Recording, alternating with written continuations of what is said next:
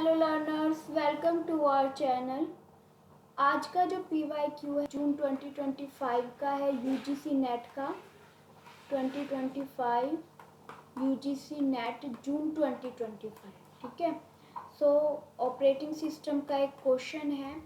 इस क्वेश्चन को करने से पहले मैं आपको एक डायग्राम समझाना चाहती हूँ, तो ध्यान से समझिएगा। जब CPU में कोई भी प्रोसेस एलोकेट होता है तो न्यू से कहा जाता है रेडी में जाता है। ठीक है। रेडी से अगर प्रोसेस P1 है, P2 है, P3 है, ठीक है, तो हमने P3 को एडमिट कर मतलब परमिशन मिल गई है, वो रेडी क्यू में गया। रेडी क्यू से यहाँ पे इसका जो टाइम पीरियड होता है अराइवल टाइम हमने दे दिया 4 सेकंड का, 2 सेकंड का, 5 सेकंड का, तो P3 का 5 सेकंड का है। तो जब तक इसका टाइम पीरियड या तो एक्सपायर नहीं हो जाता, ठीक है, या एक्सपायर नहीं हो जाता, या हम कहते हैं कि टाइम पीरियड एक्सपायर या फिर प्रिम्प्ट नहीं कर देते, तो वो रनिंग में जाएगा। एक्सपायर टाइम पीरियड, ये समझ लो कि टाइम पीरियड एक्सपायर हो गया तो रनिंग में गया। रनिंग से यदि ये प्रोसेस कंप्लीट हो जाता है तो एग्जिट हो जाएगा, या फिर आप कह दो टर्मिनेट हो जाएगा, है ना। अगर इवेंट आपका कंप्लीट नहीं होता या रिक्वेस्टेड में चला जाता है, IO रिक्वेस्टेड बोलते हैं इसे, ठीक है, किसी प्रोसेस आपने फॉर कमांड रन कर दिया, ठीक है, तो यहाँ पे क्या हुआ, किसको कॉल करा है, चाइल्ड प्रोसेस को। तो जब तक चाइल्ड प्रोसेस आपका टर्मिनेट नहीं होता तब तक क्या होगा, वेटिंग कॉल होएगा, है ना। तो वेटिंग में चला गया, रिक्वेस्ट हो गया, किसको वेटिंग करना पड़ेगा, पेरेंट प्रोसेस को वेट करना पड़ेगा, उसे ब्लॉक कर दिया जाएगा, है ना। और जैसे ही वो रिक्वेस्ट आपकी क्या होती है, कंप्लीट होने लगती है, तो वो वापस से कहाँ जाता है, रेडी में जाता है, ठीक है ना। तो आप इसको क्या कह सकते हो, ये एक छोटा सा डायग्राम है जो कि नीट एंड क्लियर नहीं बनाया मैंने, तो आप इसे इस तरीके से समझिए। न्यू से रेडी में, रेडी से रनिंग में, रनिंग से आप एग्जिट कर सकते हो या फिर वेटिंग में जा सकते हो।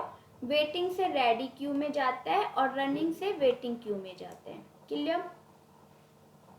अब समझते हैं यहाँ पे क्वेश्चन को। अगर आपको डायग्राम समझ आ गया ना तो क्वेश्चन बहुत इजी है ये वाला। तो देखिए, once the process is allocated CPU and executing, ठीक है, न्यू से रेडी पर हमने किसी एक प्रोसेस को एग्जीक्यूट कर दिया, तो वो कह रहा है विच ऑफ द फॉलोइंग, इनमें से कौन सा event could not occur. Clear, समझ में आ रही है बात। कुड नॉट अकर पूछा है तो choose the correct answer. Could not occur पूछा है तो पहला स्टेटमेंट कहता है कि the process could issue an IO request. अगर IO रिक्वेस्ट है तो then be placed in the ready queue. भाई हमने देखा है रनिंग से वेटिंग में जा रहा है, रेडी क्यू में नहीं जा रहा। कौन सी क्यू में जा रहा है, वेटिंग क्यू में जा रहा है। तो कुड नॉट अकर, ए तो आपका आएगा ही आएगा। तो ऑप्शन 50-50 हो गए। आगे चलते हैं। The process could create new सब प्रोसेस। न्यू सब प्रोसेस कब क्रिएट होगा, जब हम फॉक फंक्शन को रन करेंगे तो फॉक फंक्शन क्या कहेगा कि जब तक भाई चाइल्ड प्रोसेस आपका चाइल्ड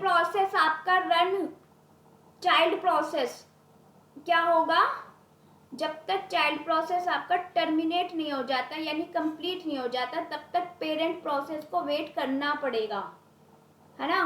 तो वेट करना पड़ेगा, तो यहाँ पे wait for the termination of the sub process. जी हाँ, वेट करना पड़ेगा सब प्रोसेस के कंप्लीट होने तक। किसको, पेरेंट प्रोसेस को, क्योंकि पेरेंट प्रोसेस को क्या करते हैं, ब्लॉक कर देते हैं, है ना।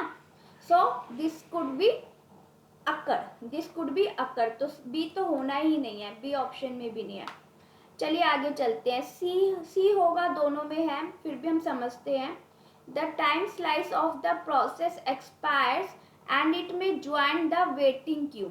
जो टाइम स्लाइस होगा किसी भी प्रोसेस का, अगर वो एक्सपायर हो गया तो मतलब क्या होएगा कि एक का एक्सपायर हो गया तो आप प्रिंट करोगे, तो क्या वो ज्वाइन करेगा वेटिंग क्यू को? जी नहीं, वो रेडी क्यू को ज्वाइन करेगा, क्योंकि हम फिर न्यू प्रोसेस के लिए परमिशन दे देंगे, ठीक है ना। वो रेडी क्यू को ज्वाइन करेगा, वेटिंग क्यू को ज्वाइन नहीं करेगा, ठीक है। फिर रेडी से रनिंग पे जाएंगे। The process is forcibly removed from the CPU.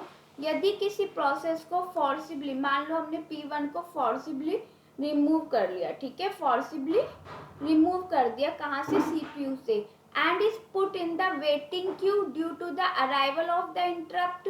Waiting queue due to the arrival of an interrupt, क्या वो वेटिंग क्यू में जाएगा?